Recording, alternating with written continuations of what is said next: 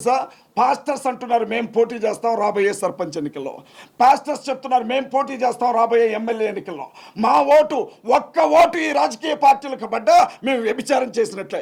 ఒక్క ఓటు కూడా ఆంధ్ర తెలంగాణలో వాళ్ళకి పడలేము, ఎట్టి పరిస్థితుల్లో వాళ్ళకి మా సపోర్ట్ దొరకదు అని చెప్తున్నారు. యునైట్ చేస్తాం ఖచ్చితంగా.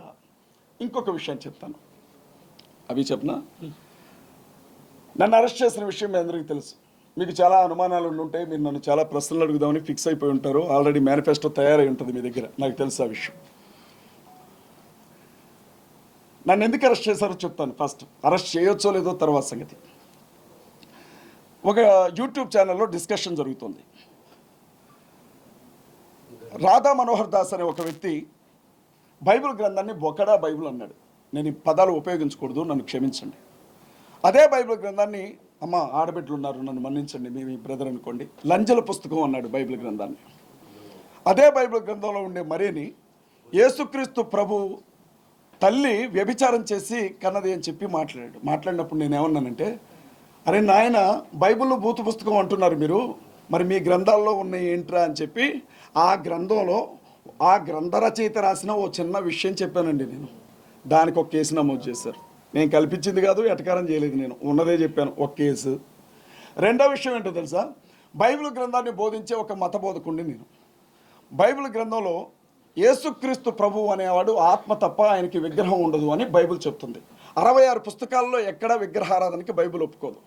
ఒక మిత్రుడు ఇంకొక యూట్యూబ్ ఛానల్లో యేసుక్రీస్తు ప్రభు గురించి అడిగినప్పుడు నేను చెప్పాను, ఆయన ఆత్మ తప్ప విగ్రహం కాదు, ఒకవేళ అది విగ్రహం అని మీరు భావిస్తే నాకు ఇస్తే పగలగొడతాను అన్నాను. ఆ మాట అనకుండా ఉండాల్సిందే, కానీ బైబిల్ చెబుతున్న దాన్నే నేను చెప్పాను. దీని మీద ఒక కేసు నమోదు చేశారు. ఇంకొక విషయం అండి, బంజారా హిల్స్ పోలీస్ స్టేషన్ పరిధిలో సైబర్ క్రైమ్కి సంబంధించిన ఒక కానిస్టేబుల్, అతని పేరు భరత్తో ఏదో ఉంది, అజయ్ బాబు మత కల్లోలాలు రెచ్చగొట్టే వ్యాఖ్యలు చేశాడని చెప్పి ఒక కేసు పెట్టేశాడు. హుటాహుటిన సాయంత్రం 6:45 సమయంలో ఒక పోలీస్ వ్యాన్, అది పోలీస్ వ్యాన్ కూడా కాదు, మహారాష్ట్రకి సంబంధించినటువంటి నంబర్తో ఉంది, అది సుమో, అది మా ఇంటి ముందుకు వచ్చి ఆగింది. వాళ్ళు సీన్ ఎట్లా క్రియేట్ చేశారంటే, మా ఇంటెదురుగా ఉండే ఇంట్లో ఎవరో దొంగలు పడ్డారు, వాళ్ళని పట్టుకోవడానికి పోలీసులు తరుముతున్నారు అన్నట్లుగా పోలీసులు క్రియేట్ చేశారు. మరి ఇంట్లో ఆడబిడ్డలు ఉంటారు, సాయం చేద్దాం అన్నట్లు మేము బయటికి వెళ్ళాం. వెళ్ళగానే 2 నిమిషాలు అటు ఇటు చూశారు, నన్ను పట్టేసుకున్నారు. నేను అన్నాను, నాకు అర్థమైంది నాయన, సీన్ నాకు అర్థమైంది, నా కోసం వచ్చారని. నేనేం పారిపోయేవాడిని కాదు, ఒక్క నిమిషం మీరు అవకాశం ఇస్తే నా భార్యకు ఒక మాట చెప్పి వస్తానన్నా కూడా నన్ను వదిలిపెట్టలేదు పోలీసులు. పోలీస్ డిపార్ట్మెంట్ వాళ్ళు వచ్చింది లీవ్ పోలీసులు అని మాకు ఎట్లా తెలుస్తుందండి? డ్రెస్లో ఉంటే వచ్చింది పోలీసులు అని చెప్తాం. లేదు, వచ్చిన వాళ్ళు, అమ్మ నీ భర్తని ఫలానా పోలీస్ స్టేషన్లో కేసు నమోదైంది, అరెస్ట్ చేసి తీసుకెళ్తున్నాం, మీ లీగల్గా మీ లాయర్లకు చెప్పుకోండి అని చెబితే మా వాళ్ళు కంగారు పడరు. వచ్చిన వాళ్ళు కాశీదారాలు కట్టుకున్నారు, ఒక్కొక్కళ్ళు గడ్డాలు పెంచుకుని ఉన్నారు, బొట్లు పెట్టుకున్నారు. అప్పటికే నన్ను చంపుతాను అన్న బెదిరింపులు చాలా వస్తున్నాయి. మరి ఆ పరిస్థితుల్లో మహారాష్ట్ర వెహికల్ అది, నన్ను పోలీస్ స్టేషన్కి తీసుకెళ్తున్నారో తెలియదు, ఎక్కడికైనా ఎత్తుకెళ్తున్నారో తెలియదు, ఇంటికి ఏ విధమైన ఇన్ఫర్మేషన్ ఇవ్వలేదు, నన్ను తీసుకొని వచ్చారు. ఇక ఆ తర్వాత ఏం జరిగిందో మీ అందరికీ తెలుసు. మీకు ప్రత్యేకంగా కృతజ్ఞతలు చెప్తున్నాను నేను. మీ రేటింగ్ కోసం రాశారో నాకు తెలియదు, వార్తను వార్తగా చూపించాలని ఆశపడ్డారో నాకు తెలియదు, ఏం జరుగుతుందో ప్రజలకు చెప్పాలని అనుకున్నారో నాకు తెలియదు. కానీ ఆ 7 రోజులు నేను జైల్లో ఉన్నంత వరకు, 7 రోజులు నేను జైల్లో ఉన్నంత వరకు ప్రతిరోజు కూడా మీరు పెట్టిన చర్చా వేదికలు దేవుని దయ వల్ల నన్ను బతికించాయి. మీడియా మిత్రులందరికీ కూడా, ఎస్పెషల్లీ డిజిటల్ మీడియా మిత్రులందరికీ కూడా కృతజ్ఞతలు తెలియజేస్తా ఉన్నా. దానికోసం ఈ మీటింగ్ ఏర్పాటు చేశాను. మీరు చూడండి, నా జుట్టును చూడండి, ఎప్పటివరకు నేను ఎప్పుడు మీడియా ముందు మాట్లాడుతున్నా. జైలుకి తీసుకెళ్ళిన తర్వాత నేనేమి శిక్షపడ్డ ఖైదీని కాను, లేకపోతే నేనేమి ఉగ్రవాదిని కాను. ఎవరో ఒక అధికారి వాడి జుట్టు మొత్తం తీయమని చెప్పడం నేను విన్నాను పక్కన, అతని పేరు నాకు తెలియదు. ఇది నేను కటింగ్ చేయించుకున్నాను, ఇలా ఆ మిగిలిన కొంచెాన్ని కటింగ్ చేయించుకొని కలర్ వేయించుకున్నాను. ఎంత దారుణంగా నన్ను అవమానించారంటే, అక్కడ కొంచెం అక్కడ కొంచెం తీశారు. ఓకే పర్వాలేదు అనుకున్నాను, నిలబడ్డాను.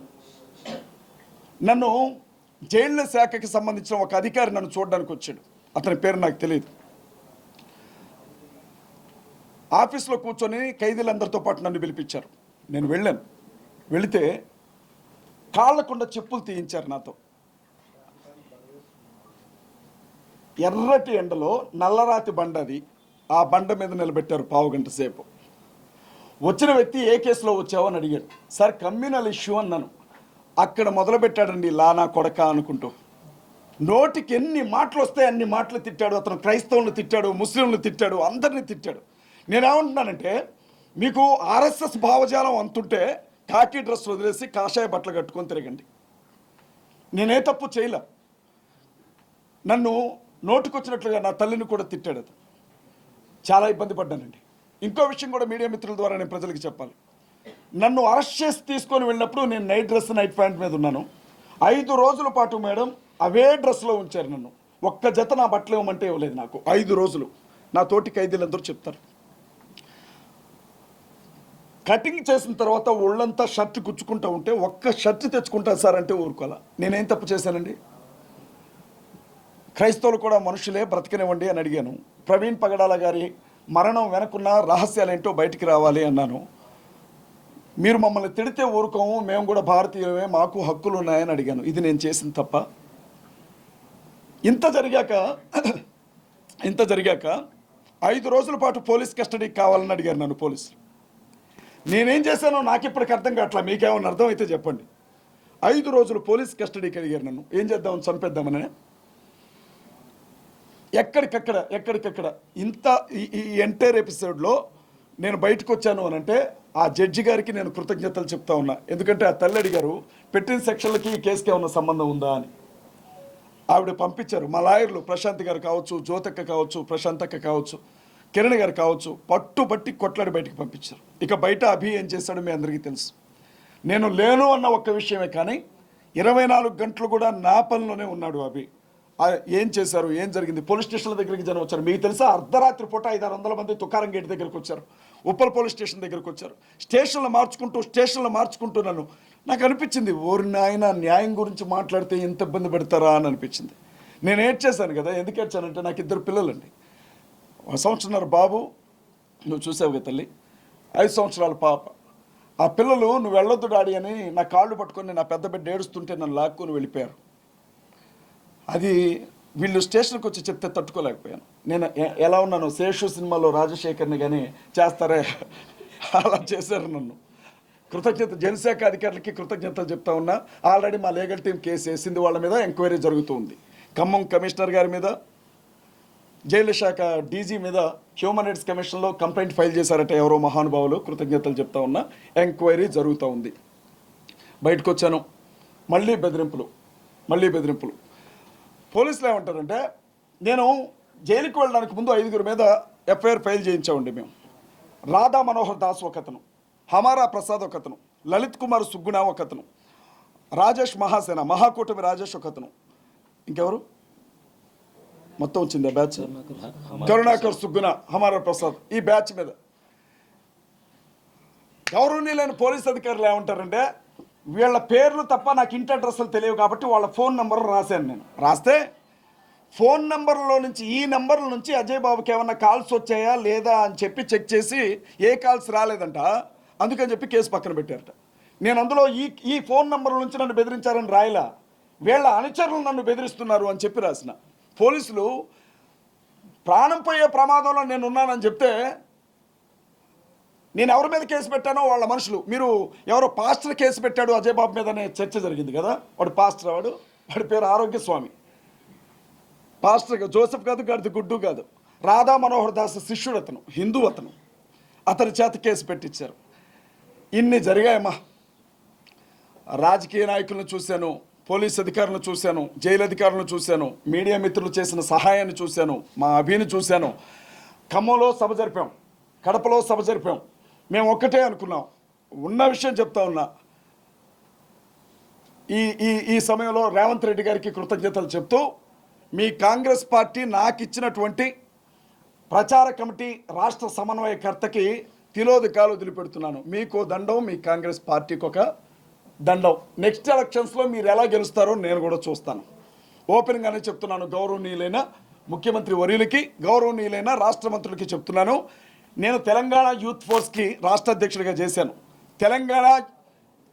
తెలంగాణకి సంబంధించినటువంటి యువజన సంఘానికి అధ్యక్షుడిగా ఉన్నాను. నేను తెలంగాణ లా స్టూడెంట్ అసోసియేషన్కి ప్రెసిడెంట్గా చేశాను. ఈరోజు సిఎండిఎఫ్ అనే సంస్థకి అధ్యక్షుడిగా ఉన్నాను, క్రిస్టియన్ ముస్లిం దళిత్ డిఫెన్స్ ఫోర్స్ అనే సంస్థకి. నేను చెప్తా ఉన్నా, మీకోసం నా చివరి రక్తం బొట్టు వరకు దారబోసి మీరు ఓడిపోవడంలో నేను ఉంటానని చెప్పి మీకు మాటిస్తూ ఉన్నా. కాంగ్రెస్ పార్టీని నామరూపాలు లేకుండా చేస్తాం తెలంగాణ రాష్ట్రంలో. నా ఒక్కడి విషయమే కాదు, ఎవరికి అన్యాయం జరిగినా న్యాయం జరగాలి, ఎవరికి కష్టం వచ్చినా న్యాయం జరగాలి. మీరే కదా రాష్ట్ర ముఖ్యమంత్రి, అంటే తండ్రితో సమానమే కదా రాష్ట్ర ప్రజలందరికీ.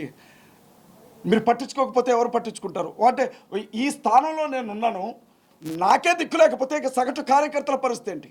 2022లో జమిలీ ఎన్నికలు వస్తున్నాయి కదా, ఎవడొస్తాడో ఎవడు పోటీ చేస్తాడో మేము చూస్తామండి. ఇందులో భాగంగానే ప్రతి జిల్లాలో ఉండే క్రైస్తవులందరినీ ఒక తాటి మీదకి తీసుకురావడానికి కాన్ఫరెన్స్లు ఏర్పాటు చేస్తున్నాం. మా వెనక చంద్రబాబు లేరు, రేవంత్ రెడ్డి గారు లేరు, జగన్మోహన్ రెడ్డి గారు లేరు, కేసీ రావు గారు లేరండి. మా వెనక క్రైస్తవులు ఉన్నారు, మా వెనక దేవుడు ఉన్నాడు. ధైర్యంగా మేము ముందుకెళ్తా ఉన్నాం. 3వ తారీఖు, మే నెల 3వ తారీఖు హైదరాబాద్ పట్టణంలో ప్యాట్నీ సెంటర్లో హరిహర కళాభవన్లో సాయంత్రం 6 గంటల నుంచి 10 గంటల వరకు హైదరాబాద్ మెగా క్రిస్టియన్ కాన్ఫరెన్స్ జరుగుతుంది.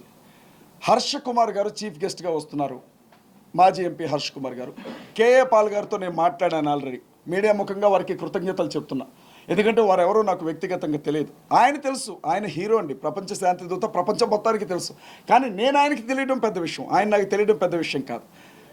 అజయ్ బాబుని అరెస్ట్ చేశారు, విడుదల చేయకపోతే 2 రోజుల్లో నేనే వస్తానని చెప్పారు. ఆయనకి ప్రత్యక్షంగా కృతజ్ఞతలు తెలియజేస్తా ఉన్నా. అందరూ ఆయన్ని పిచ్చోడన్నారు. వాస్తవంగా అండి, ఇక్కడ కూర్చొని ట్రంప్తో మాట్లాడగలిగిన మగాడైనా, ఇక్కడ కూర్చొని శాంతి చర్చలు చేయగలిగిన విశ్వగురు అని ఎవడికాడు చెప్పుకోవడం కాదు, జనం చెప్పాలా. అలాంటి వ్యక్తి నాకు అండగా నిలబడ్డారు. ఆయన వస్తున్నారు అక్కడికి, అభి గారు వస్తున్నారు. సిపిఎఫ్ క్రిస్టియన్ ప్రొటెక్షన్ ఫోర్స్కి సంబంధించినటువంటి వ్యవస్థాపక అధ్యక్షులు అభి గారు ఉంటారు అక్కడ. వికేఆర్ గారు వస్తారు, నేను కూడా వస్తున్నాను వీళ్ళందరిలో ఒకటిగా. అలాగే మా మట్టి ప్రసాద్ గారండి, తెలంగాణ సిఎండిఎఫ్ రాష్ట్ర అధ్యక్షులు, అలాగే ఇన్ఛార్జ్గా ఉన్నటువంటి ఆదిత్య గారు. మీరు గమనించండి, సాయంత్రం 6 గంటలకల్లా చేరుకోండి, ఎందుకంటే జనం సరిపోరు, భారీ ఎత్తున జనం రాబోతున్నారు కాబట్టి సాయంత్రం 6 గంటలకల్లా క్రైస్తవులు అక్కడికి చేరుకోండి. భవిష్యత్ కార్యాచరణ ఏంటి, ఎలా మనం ముందుకెళ్ళాలి అన్న విషయంలో మేధోమథనం